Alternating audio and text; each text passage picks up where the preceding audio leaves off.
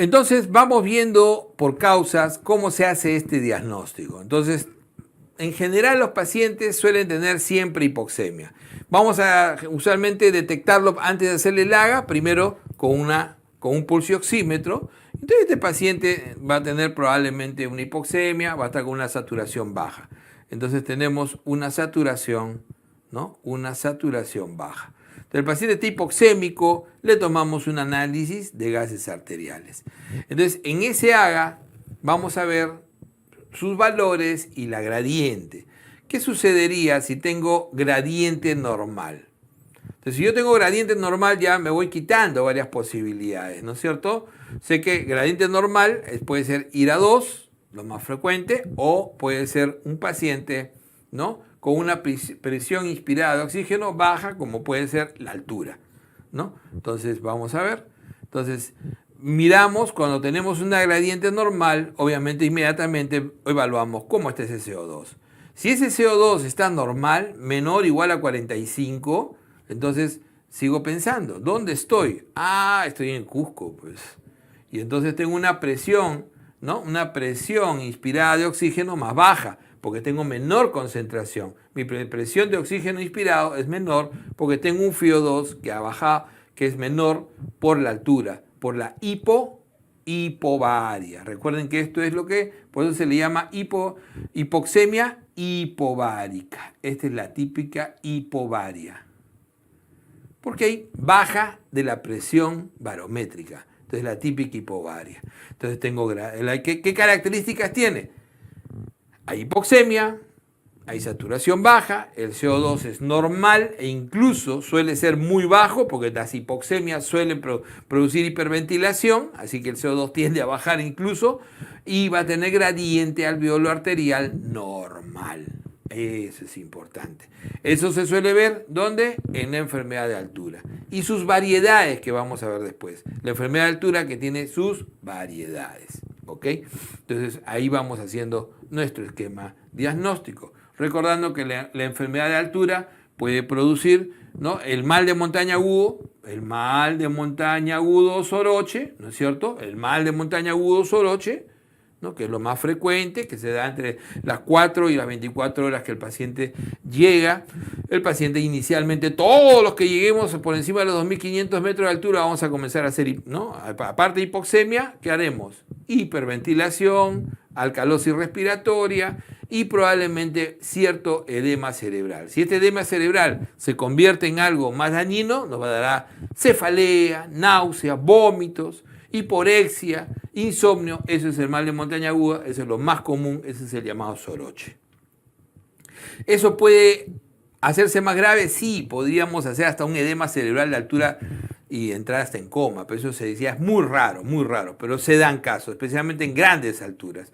Y lo otro es pensar, ya muy diferente, no tiene nada que ver con el mal de montaña agudo, sino lo que se llama el edema agudo pulmonar de altura, el EAPA.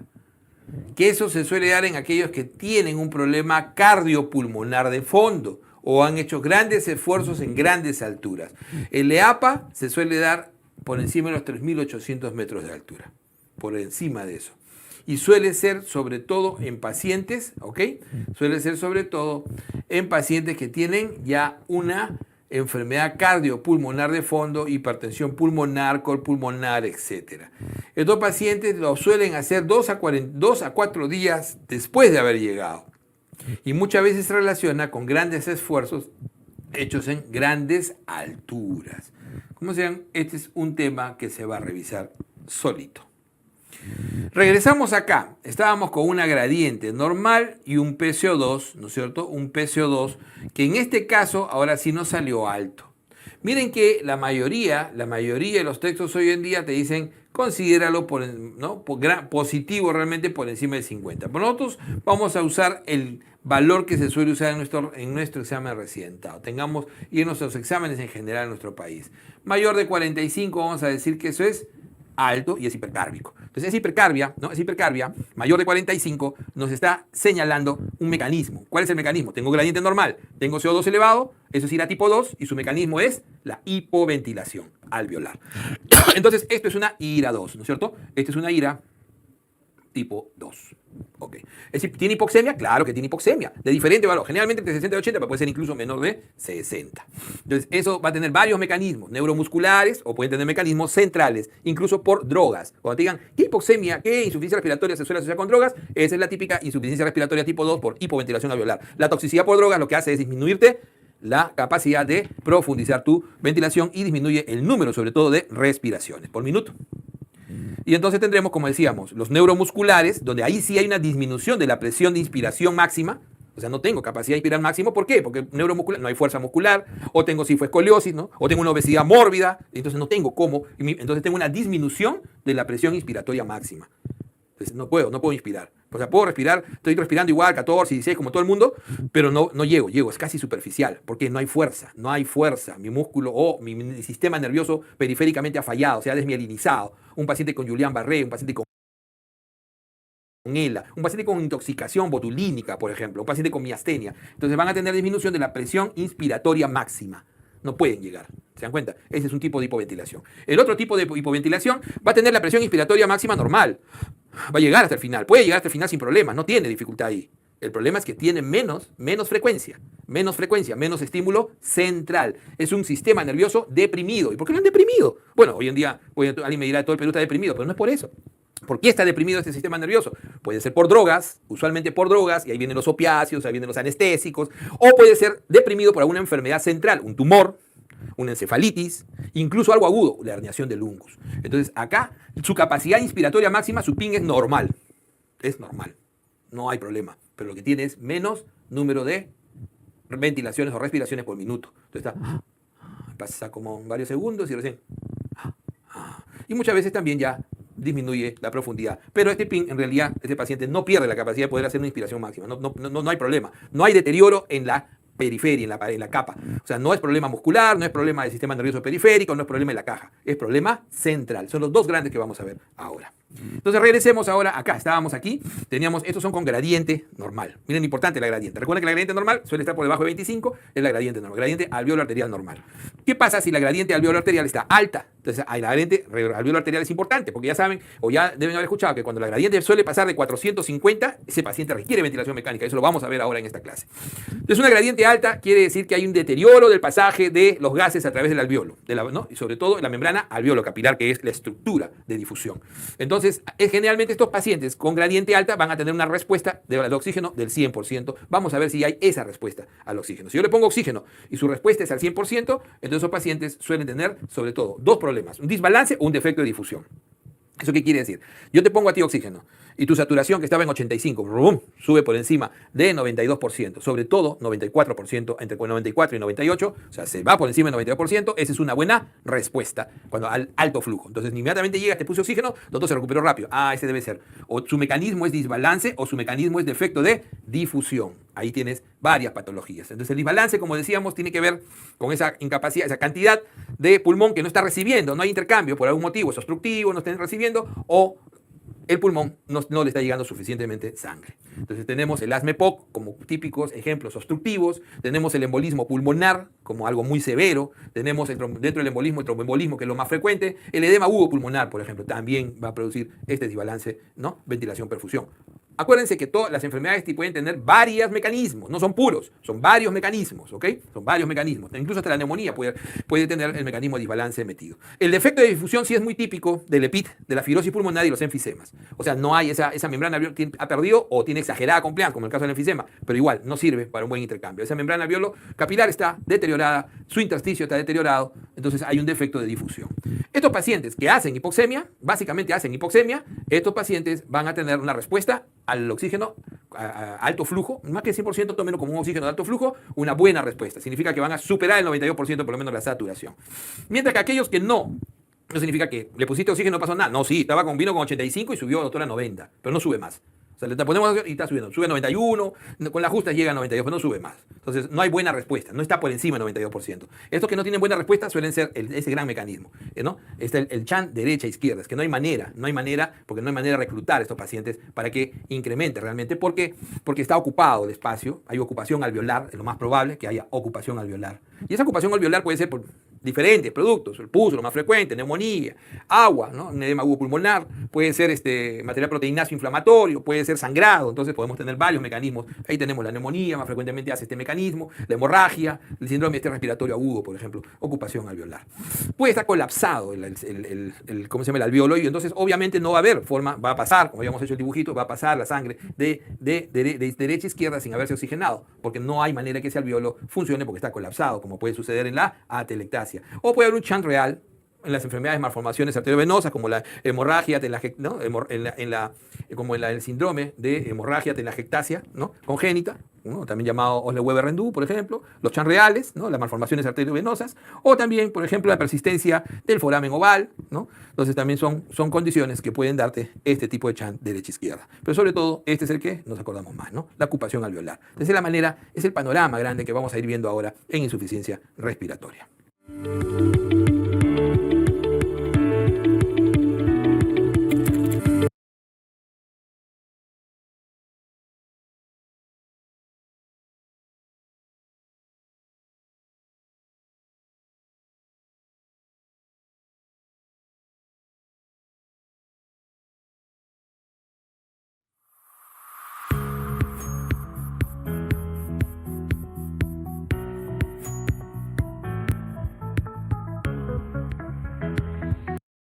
¿Ya? Vamos a definir sus. Veamos entonces primero, vamos a empezar primero por el que no tiene gradiente alta usualmente. ¿Ya? Vamos a definir sus grandes causas, sobre todo de la hipoventilación alveolar, de la ira tipo 2. Entonces, en la ira tipo 2, ¿qué habíamos dicho? Regresemos acá. En la ira tipo 2, pueden ser neuromusculares o depresión del sistema nervioso central. Entonces, miren, cuando tenemos, ¿qué es lo más frecuente hoy en día? La depresión del sistema nervioso central, porque es lo que se dice una epidemia, la epidemia de los opiáceos. Entonces, en la depresión del sistema nervioso, en esta ira tipo 2, donde tenemos, ¿cómo tenemos la gradiente?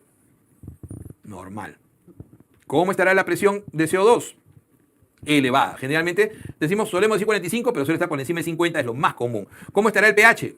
Bajo. Menos de 7,35, bajo, ¿no es cierto? O sea, el pH bajo, el CO2 elevado. ¿Y cómo estará, no?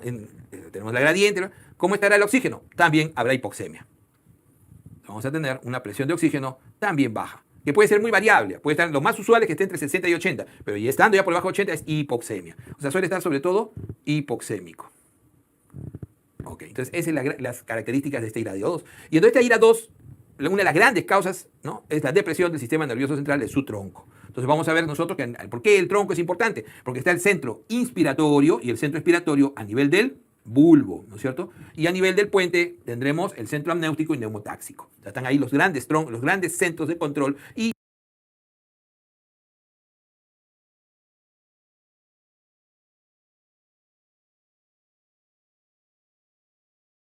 los quimiorreceptores centrales, ¿ok? Que básicamente miden CO2 y pH. Y entonces, a ese nivel van a funcionar, van a llegar a través de la circulación y van a difundir al líquido cefalorraquídeo una serie de sustancias que en este caso van a ser toxicidad por medicamentos. Entonces este es lo más frecuente, la toxicidad por medicamentos. ¿Qué será lo más frecuente? La intoxicación por opiáceos, que lo revisaremos al final de esta primera parte de insuficiencia respiratoria, de esta clase de insuficiencia respiratoria.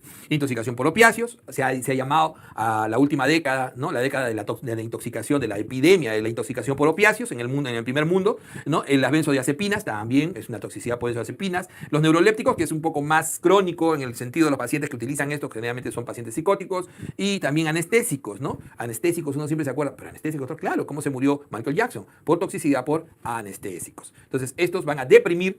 ¿Qué generan estos de acá? Acuérdense que estos van a hacer con la presión, ¿no? Inspiratoria máxima, normal. El PIN es normal. Acá lo que está disminuido, ¿qué cosa es? La frecuencia respiratoria. El mecanismo en todos siempre va a ser la hipoventilación. Siempre es hipoventilación. Pero en este caso, con un PIN normal. Con una presión inspiratoria máxima normal. Okay.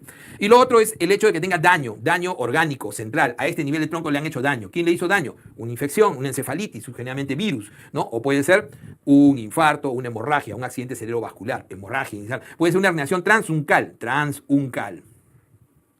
Y el paciente agudamente comienza a tener patrón de hipoventilación severa. O puede ser un tumor raro, pero a nivel de tronco. Entonces, pues, puede haber varias patologías más, ¿no? O patologías incluso más tan raras como la fibrosis, ¿no? De la sustancia reticular, etc. Entonces, estos son los que tienen que acordarse fundamentalmente como uno de los mecanismos, que tiene algo en particular. El PIN, o sea, la presión inspiratoria máxima, normal. Estos son de presión central, no hay problema periférico. El otro gran grupo va a ser los neuromusculares, que son los más preguntados. Y quizás los más frecuentemente preguntados van a ser estos porque tenemos siempre nosotros todos los años, ¿no? Nuestro brote de síndrome de Guillain-Barré, sobre todo en el norte del Perú, asociado a infección generalmente por Campylobacter. Entonces, estas enfermedades neuromusculares tienen que ver, es como que la conexión, ¿no? Vamos a ver la conexión. Es que la conexión, ¿no? Si viene, o sea, salió del cerebro el impulso, pero no llega bien, está disminuido ese impulso, ¿por qué? Porque ha perdido mielina, enfermedades desmielinizantes agudas, polineuropatías desmielinizantes agudas y crónicas. Entonces ahí vamos a tener el síndrome de Guillain-Barré, típicamente desmielinizante agudo, la esclerosis lateral amiotrófica, la esclerosis en placas, o sea, son enfermedades que van a producir neurodegenerativas. Entonces, acordarse, neurodegenerativas. Neurodegenerativas pueden ser incluso agudas como Guillain-Barré y crónicas. Eso es importante. ¿Qué van a generar? Hipoventilación. De ahí vamos a tener a nivel de la placa, podemos tener post y presináptico, ¿no? Podemos tener un síndrome de Guillain-Barré, un síndrome de Lambert-Eaton, ¿no? Que es un síndrome miasténico, síndrome del Lambert-Eaton, característico de lo que es un paraneoplásico, generalmente asociado a un cáncer de pulmón, que ha producido anticuerpos postsinápticos y va a bloquear esa zona, y produce un síndrome miasténico, o la miastenia gravis como enfermedad autoinmune. Ambos, este es ¿no? Postsináptico, presináptico y postsináptico. Este es post y este es pre. O puede ser que a nivel de este espacio se dé el problema por toxicidad a nivel de la placa binaural, ¿no? Por toxina botulínica, por ejemplo, el botulismo, puede ser también toxina botulínica, ¿no? Pues vamos a verlo acá, ¿no? Botulismo, la difteria, también van a afectar la placa, acá. O puede ser que el músculo esté en problemas, no tenga fuerza, una distrofia muscular, la distrofia, un Duchenne, por ejemplo, una polimiositis, recuerden la polimiositis, el músculo puede estar, además, con falta de fuerza porque a nivel muscular, un coma mixedematoso va a afectar a dos niveles. Ojo, el coma mixedematoso, al no haber estímulo tiroideo de la hormona, afectará a nivel central, el que vimos hace un momento, disminuyendo el estímulo respiratorio, y también a nivel muscular, periférico. O sea, este es neuromuscular, ¿no? A nivel periférico, en el músculo. ¿Se dan cuenta? O sea, el coma mixedematoso se puede dar en ambos niveles. Tengan en cuenta eso. Y entonces eso puede suceder. Ahora, podemos tener problemas a nivel ya de lo que es la pared de la caja en sí, ¿no? Y a nivel de lo que es la caja en sí, ¿no? Podemos ver en los pacientes que pueden hacer, por ejemplo, ¿no? No pueden distender la caja por obesidad mórbida, la cifoescoliosis, ¿no? La cifoescoliosis son condiciones que se van a dar como neuromusculares. Entonces, la lista puede ser un poco más larga, pero ya ustedes se van dando cuenta cuál es el mecanismo. Básicamente van a generar hipoventilación, pero esta hipoventilación va a ser con un PIN, ¿de qué tipo? Un PIN disminuido, ¿no es cierto? La presión inspiratoria máxima será disminuida porque precisamente no hay la fuerza, o está obstruido eso por el efecto externo. Entonces, eso es lo que vamos a encontrar. IRA tipo 2. Miren los mecanismos acá. Estos mecanismos son importantes. Entonces, veamos esta tablita que es interesante, ¿ya? Veamos esta tablita y vemos, por ejemplo, que la vía respiratoria, ¿cómo afectas la eliminación del dióxido? Puede ser a nivel central, ¿qué significa eso? No podrá respirar. ¿Cómo estará el PIN acá? Acá el PIN está normal, ¿no? Entonces, eso es frecuencia respiratoria. O puede ser, como habíamos dicho, periférico, o en músculos, o en pared torácica, o incluso en la vía aérea superior, obstrucción. Esto, por ejemplo, puede haber un problema de obstrucción. Aquí sí no puede respirar. Aquí no podrá, porque no salió el estímulo, y aquí simplemente no puede, y esto tendrá la presión inspiratoria disminuida, porque hay un problema ahí. Hay un problema. O a nivel de la transmisión, o a nivel, ¿no? La transmisión incluyendo la placa, no se olviden las miastenias, o a nivel de músculos respiratorios, ¿no? La distrofia muscular, la polimiositis, o a nivel de la caja, la pared torácica, la pleura incluso, y la vía aérea superior.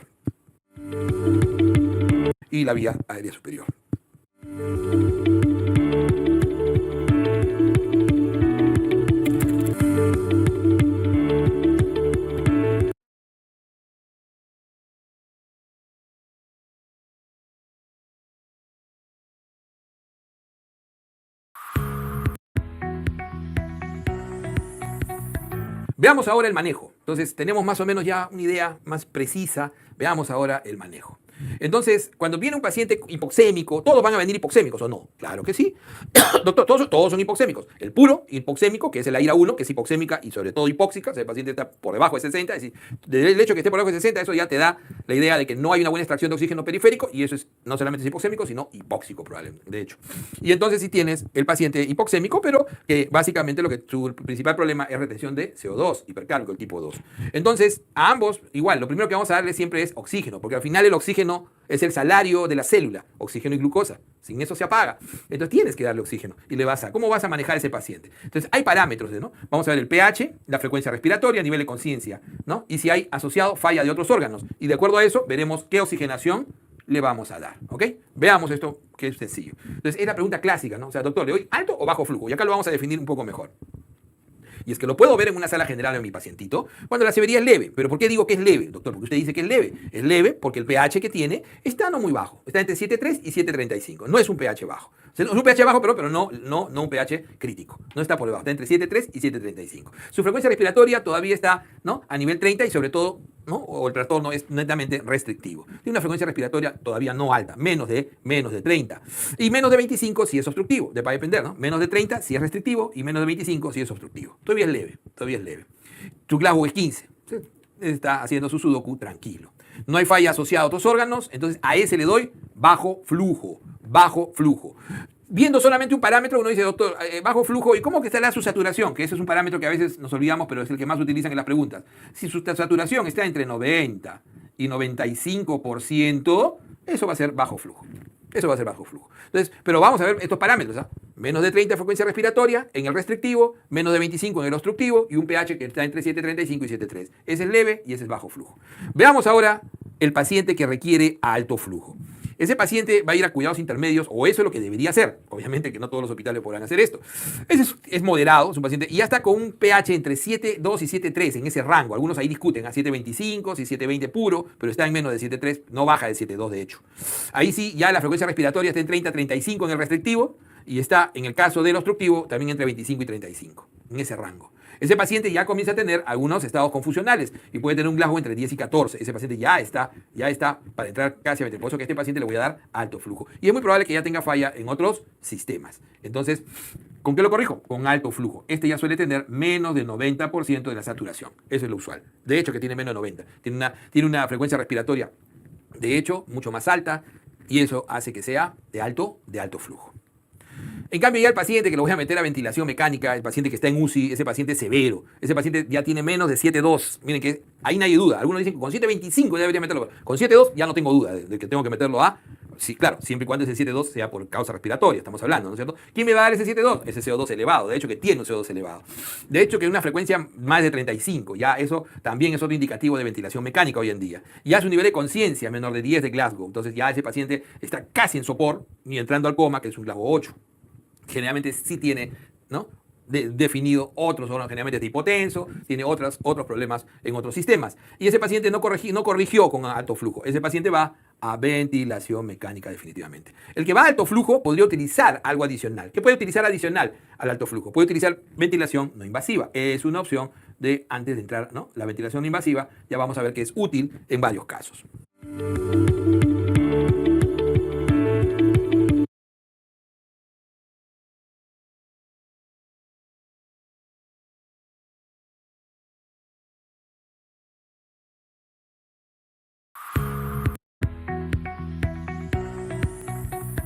Veamos entonces, en general, primero el espectro, el manejo de la insuficiencia respiratoria. Hemos visto más o menos cuáles son mis parámetros de alto, bajo flujo y dónde debo tratar a un paciente, ¿no? Y definitivamente vamos a ver ahora.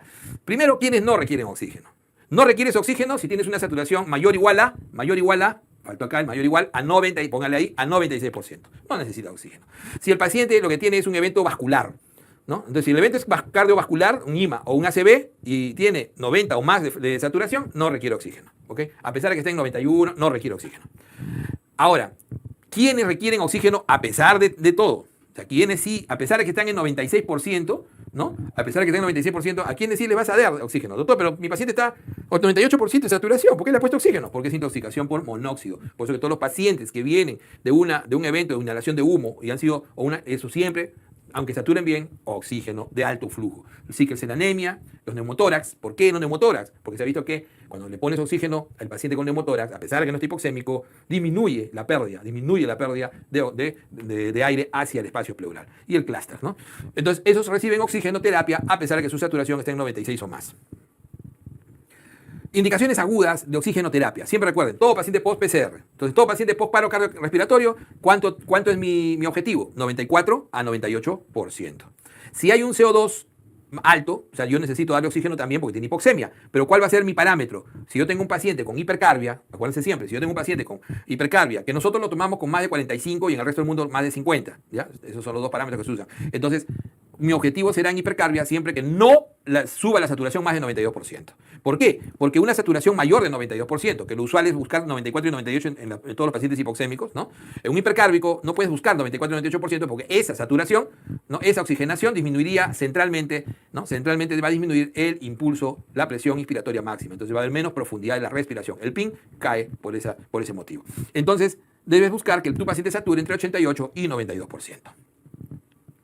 Entonces vamos a ver algunos manejos clásicos. En la ira tipo 1. En la ira tipo 1, ¿no? Donde tenemos un CO2, ¿no? El puro, el que tiene un CO2 menor o igual a 45, generalmente va a estar incluso menos de 35, porque generalmente todos los hipoxémicos puros tienden a hacer alcalosis respiratoria. Vamos a tener parámetros, por ejemplo, hemos visto ya otros parámetros, pero manejémonos con nuestro parámetro de saturación. Si yo tengo menos 94%, ya le pongo oxígeno. Pero si este todavía está por encima de 90 o es 90, o sea, entre 90 y 94, le pondré de bajo flujo todavía. Un oxígeno de bajo flujo se considera cuando es menor o igual a 4 litros por minuto, típico de la cánula binasal común y corriente. ¿Ok? Entonces es un bajo flujo. Como hemos visto, bajo flujo generalmente con un pH de 7,3 a 7,35, sin compromiso de otros órganos. Cuando tienes una frecuencia respiratoria todavía en el restrictivo menor de 30, en el obstructivo menor de 25, eso es bajo flujo. Ok. Entonces, diremos que si mi saturación está en menos de 90, que eso correlaciona con una presión de oxígeno menor de 60, de hecho, entonces le voy a dar, ¿no? Y con otros parámetros, obviamente, cuando ya tengo un pH entre 7,2 y 7,3, cuando tengo ya una frecuencia respiratoria entre 25 y 35 en un obstructivo, o entre 30 y 35 en un restrictivo, ese paciente ya lo mando a alto flujo. Y el alto flujo es cuando tienes más de 4 litros por minuto en tu soporte de oxígeno. ¿Qué le vas a dar? Generalmente lo que más se utiliza en las primeras 24 horas, una máscara reservorio. Generalmente las máscaras reservorio no se recomiendan más de 24 horas, menos de 24 horas. Cánula de alto flujo, que es algo impensable hasta hace unos años que tuviéramos en el país. Hoy en día ya es un aparato común que se ha quedado después del COVID. Y la máscara de Venturi. Generalmente el Venturi también puede darte un bajo flujo, pero sobre todo en los hipercárbicos. No se usa para este de acá, sino sobre todo para los hipercárbicos. Cuando quieres no dar mucho oxígeno, porque tienes la posibilidad de dar 24, 28 y 30% en la base verde. Pero en la base blanca es de alto flujo, va 35, 40 y 50%. ¿Ok? Lo que se llama la máscara de Venturi. Entonces siempre tener eso en cuenta. ¿Qué pasa si tengo algunos parámetros interesantes? Que lo vamos a ver ahorita otra vez, pero empecemos a conocerlos. Miren estos parámetros interesantes, ¿ya? Tengo un PAFI, recuerden que el PAFI es importante para el seguimiento del paciente, eso te mide la resistencia oxigenatoria, tengo un PAFI menor o igual a 150. O tengo una gradiente tan alta como 450. O tengo una presión de oxígeno menor, de 55 menos, a pesar de que está con 100% de oxígeno en el método que he escogido, obviamente con su alto flujo. Está con alto flujo, le estoy dando alto flujo, doctora, 100%, y con las justas llego a 54, 55 de su presión de oxígeno. Estas son indicaciones de ventilación mecánica. Entonces, eso lo vamos a ver. Ya les voy resumiendo solamente ahí en la parte oxigenatoria, miren lo interesante. O sea, presión, PAFI menor o igual a 150, gradiente mayor de 450 y una presión de oxígeno, a pesar del alto flujo que le estás dando, de solamente haber llegado a 55 o menos 55, eso es indicación de ventilación mecánica. Entonces vamos a utilizar ahí nuestro ventilador.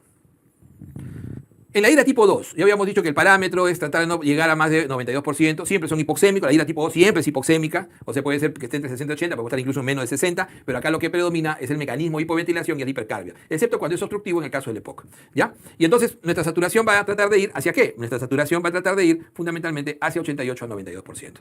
Y lo recomendable es el Venturi al 24 a 28% para los pacientes que no tienen una patología muy severa. La mayoría de los pacientes con ira tipo 2, lo que más recomendable es utilizar, lo hemos puesto acá, sobre todo, ¿no? Utilizar la ventilación no invasiva. Vamos a ver. La ventilación no invasiva es ideal en los hipercárbicos, porque al principio todavía tienen fuerza, los pacientes están todavía estables y vamos a ver cuáles son las contraindicaciones, entonces el paciente puede utilizar ventilación no invasiva, que es ideal. Vamos a ver después eso. Pero miren ustedes acá cuando tenemos el paciente con más de 60 de presión de oxígeno, de CO2, perdón. CO2 más de 60, agudito o un pH menos de 7,25, definitivamente irá a ventilación mecánica. La ventilación no invasiva, como decíamos, esto se me corrió, es acá.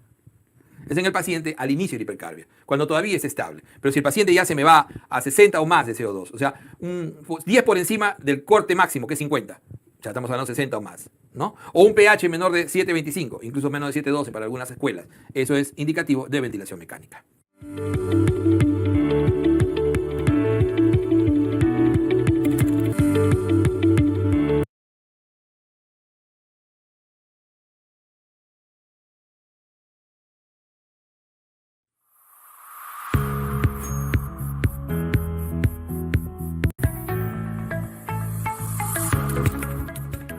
Entonces la ventilación asistida puede empezar primero por lo que se llama ventilación no invasiva. Lo importante de la ventilación no invasiva es el hecho precisamente de que la interfaz que vamos a usar no invade, no vas a meter, no hay intubación. Y lo que vas a darle es una ventilación con presión positiva administrada a través de alguna mascarilla, puede ser una canulina, son aparatitos de interfaz para poder dar presión no invasiva, ¿ok? Entonces se usa con frecuencia para ayudar a pacientes con insuficiencia respiratoria aguda, de todo tipo. Pero ¿cuáles son los que más se benefician? Las exacerbaciones de POC. O sea, este método se hizo sobre todo en los pacientes que hacían hipercarbia en las exacerbaciones de POC con acidemia. Recuerden, como era acidemia, recuerden que los EPOC, cuando hacen exacerbaciones y comienzan a hacer acidemia, ¿eso por qué es? Por hipercarbia, pues. Entonces comienzas a darle a los EPOC. Los edema agudo pulmonares son ideales darle al edema agudo pulmonar cardiogénico. Rápidamente va a mejorar, pero durante esa etapa, obviamente no lo metas a ventilación mecánica, porque el paciente está despierto, el paciente entonces sus secreciones en realidad son fluidas, son fáciles, casi no tiene, entonces le vas a dar un ventilador no invasivo. Miren lo que les voy a ir poniendo acá. Típicamente, el edema agudo pulmonar es el que típicamente usa el CPAP. Mientras que este de acá usa el BiPAP, el que es de 2 tiempos. Ahora después vamos a explicar eso. Ahora, todos los neuromusculares progresivos durante su etapa crónica suelen utilizar, no estamos hablando de crónicos específicamente, pero tenemos que mencionarlos, ventilación no invasiva. La ventilación no invasiva se usa muchísimo en la ira tipo 2, que suelen ser crónicos la mayoría. Suelen la mayoría ser crónicos. Y ese deterioro, esos que tienen deterioro muscular progresivo, los neuromusculares, todos van a utilizar ventilación no invasiva al inicio. Entonces, eso es importante. Además, patologías como el apnea del sueño, que tienden a retener también CO2, ¿no?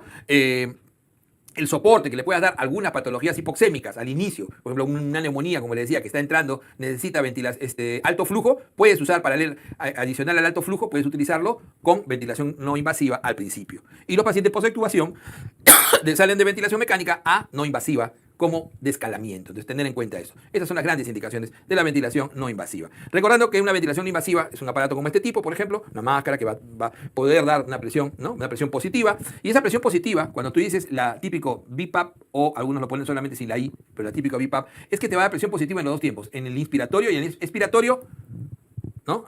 Y puedes regularlo para ambos. O sea, es regulable para ambos tiempos. O sea, justo en la expiración, en la inspiración, te va a dar presión positiva. Mientras que el CPAP es de presión positiva constante. Esa es la diferencia. Tener en cuenta, conocer básicamente estos dos grandes métodos. A quienes no podías darle, entonces ahí le van las indicaciones. Absoluto a todo el que tiene indicación de intubación. O sea, lo que vamos a ver ahorita. Todo el que tiene indicación de intubación, ¿no? O que está emergentemente yendo hacia la necesidad de intubación, ya no, olvídate, la ventilación no invasiva perdió su tiempo. O el que viene, por ejemplo, un paro cardíaco, dificultades respiratorias muy graves, arritmias, los inestables. Ningún inestable le vas a dar ventilación no invasiva. Relativamente, vas a decir, en general, acuérdense de esta última parte, incapacidad para cooperar. Proteger vías respiratorias o eliminar secreciones, ese no es un buen paciente para ventilación. Paciente que tiene muchas secreciones, no vas a poder manejarlo, ¿no? Ahora, fallas agudamente que pueden llegar a ser mortales, como la encefalopatía grave, un paciente con grave sangrado gastrointestinal, inestabilidad hemodinámica fundamental, ¿no? Para no darle ventilación invasiva. La cirugía facial, traumatismo, deformidades, tumores en la vía respiratoria, no son para ventilación no invasiva. Entonces, ahí hay contraindicaciones, sobre todo en eso. Paciente que no coopera, no puedes darle ventilación invasiva.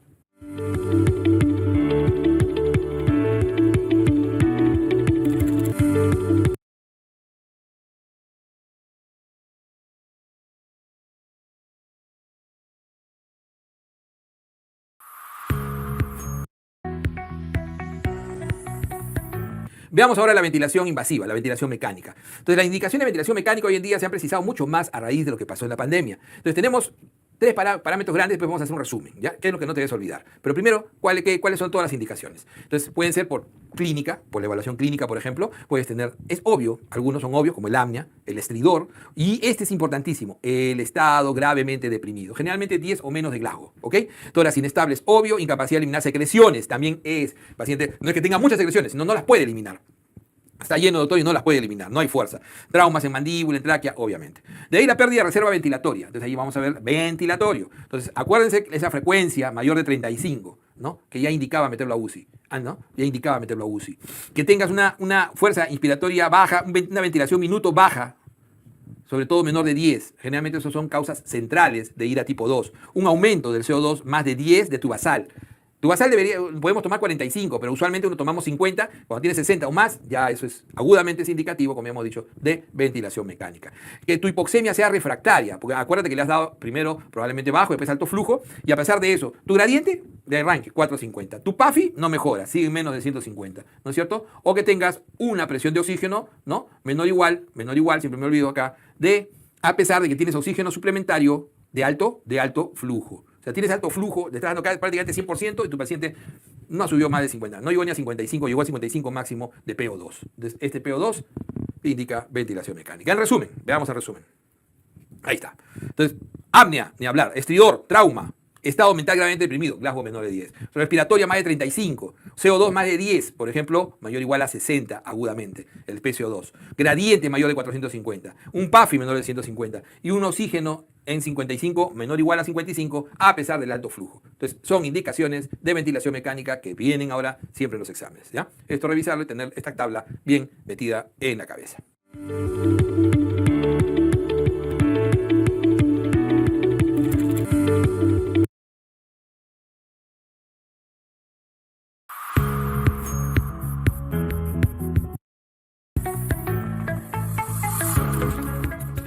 Por último, veremos un tema un poco tangencial, un tema sencillo, en realidad, que es la intoxicación por opioides, que es básicamente una de las grandes causas de IRA tipo 2. Recordar que cuando vas a sospechar de una intoxicación por opioides, pacientes que vienen con un estado, ¿no?, mental alterado, puede ser de los dos extremos, el muy letárgico en coma o incluso eufórico leve. ¿Ok?